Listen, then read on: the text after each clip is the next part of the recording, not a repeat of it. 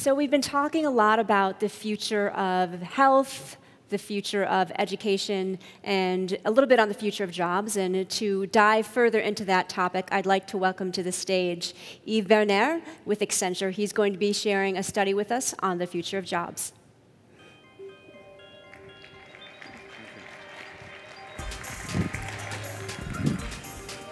Good afternoon, everyone. Extremely pleased to be with you today. We're talking about the future, and a lot is around the talent. So we strongly have to think about what are the future of jobs. So there are many studies that have been done, but the first thing I would like to share is that there are many opportunities around technology. Before, technology was seen as a way to support business. So we needed accounting, we needed supply chain, we needed all this. And all the major companies of this world now, what are they doing? They are including software, including technology in their own product. And they are selling services around their physical product, or they are developing a business platform, like, for example, predictive maintenance for plane. And they are making money around those services that are not physical, but they are software services. So there are many opportunities on technology to use them. You can use extended reality, you can use artificial intelligence, automations, blockchain, IoT. We love to say IMAX, for example, interactive, mobility, analytics, cloud, and security. Those new technology, they have to be understood. If they are not well understood, then you lose totally the business opportunity. So let's talk a little bit about numbers. So we always need, when there is a question, what are the opportunity, the financial opportunity for a country? And the analysis was made for the G20. That was very recently made with, it's for the coming G20 meeting by the entrepreneur, G20 entrepreneur. And they evaluated that more than 11 trillion can be lost in GDP growth. Meaning if we are not able to match the talent skills that we need to take those technology and create new businesses, then we're going to lose revenue for country. We're going to lose GDP. If you look at France, not too far from here, 0.5% every year. That represents $182 billion loss of GDP growth.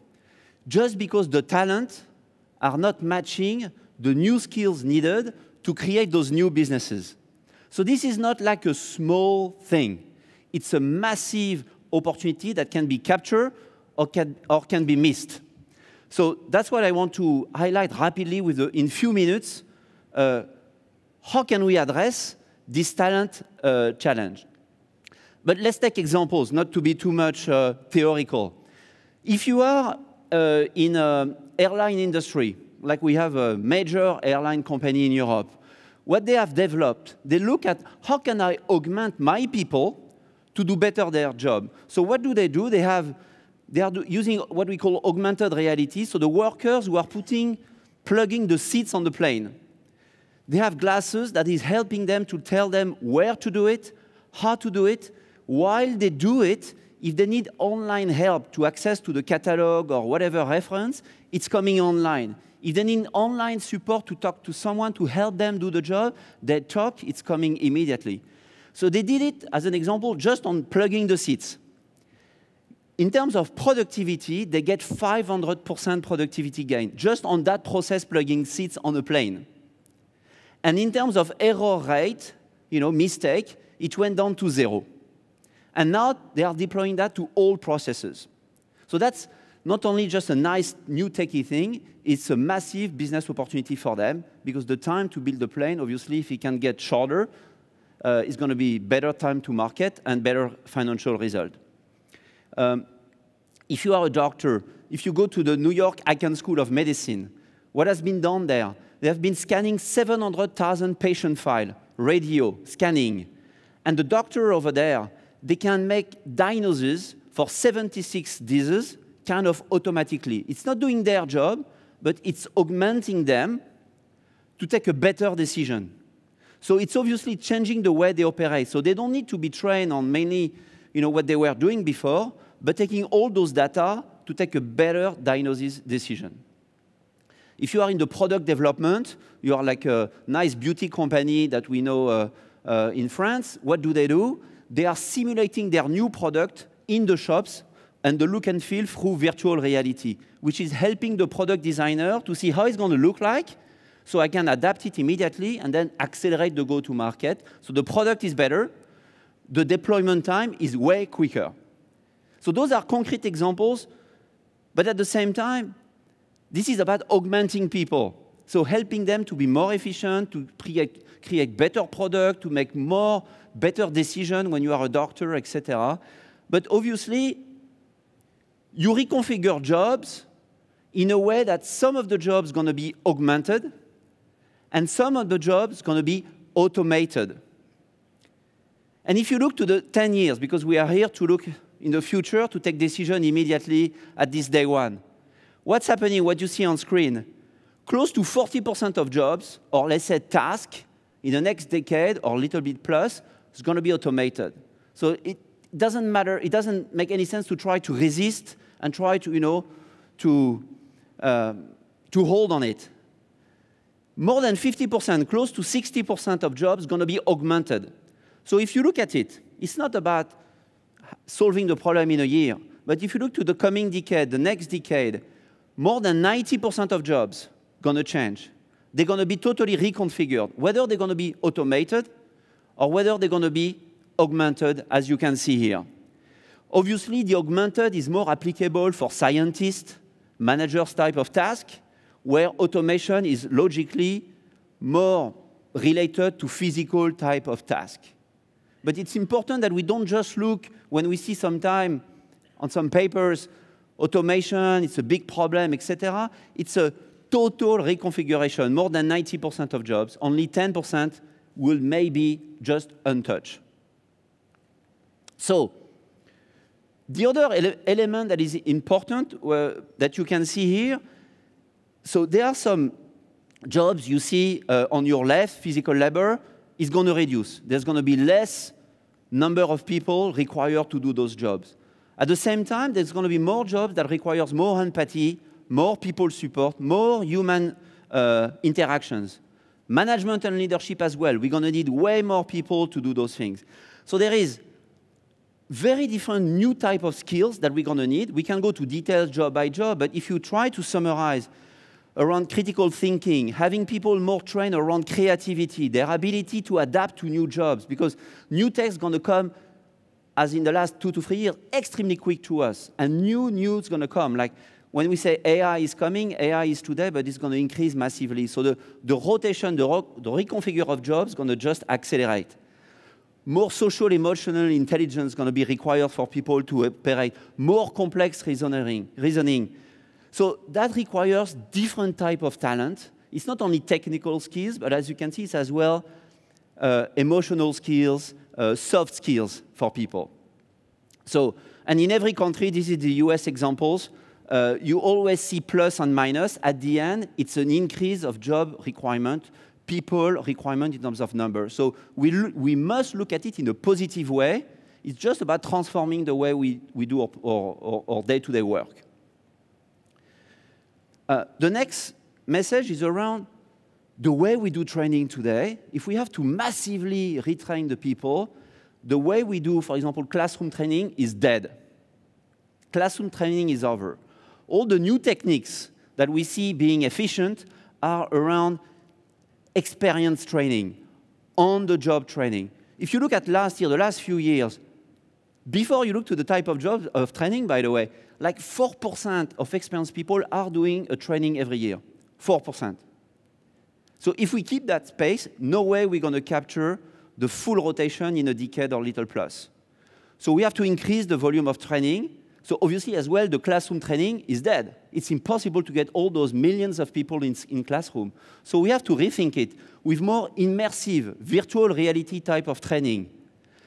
And it has been analyzed that not only classroom training is not affordable anymore, but when you do virtual reality, you do immersive reality training, you do on-the-job training, for all of those, at least your ability to remember your training increase by 75% and sometimes get close to 90, 95. So it's not a cost problem or a time frame problem to get everyone in classroom. We have to change the way we execute training through those new techniques. And then at the end, I want to give some conclusion message. It's all about being positive, but there is a level of urgency to address this reconfiguration of jobs that's going to happen in every market, in every country, in every industry. In my industry, even in technology, when you train someone around doing testing on a system, a new system implemented, it's not about doing a script and making a test. Look at when you go to new translation tools that are using AI, and you type something like, she's a doctor. You go to Turkish, you go back to English, it says, he is a doctor. Right? If you say, he is a babysitter, you go to Turkish, you go back to English, it says she's a babysitter. So obviously there are some bias process that happen today. So in technology, we're going to have to train people, to train the system to be non-biased. So those are new jobs that we have to train our people to be able to do. So there are many things in all industry, including mine, that have to happen.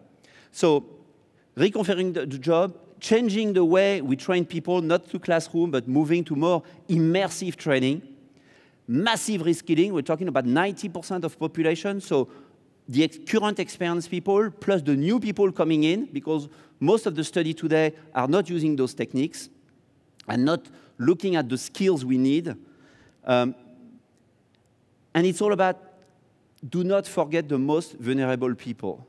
Sometimes, you know, even when you're a big company, you look at, let me automate the jobs, we're going to improve our P&L, we're going to improve our efficiency. No, that's over. We have to do it in a responsible way. AI automation is putting our responsibility at stake. We have, whenever we do those jobs, to look at our people ahead. This is the first task we have to do. It's not about machine taking over. It's about human plus machine. How are we going to make human being able to work collectively with those machines and not looking at replacement, but look at augmenting the way we operate? So those were the key messages I wanted to pass with you this afternoon around this massive opportunity at the end, because GDP growth is maybe the most important thing, more jobs, more success for a country, and more, let's say, a better life, a better world for all of us and our children. Thank you.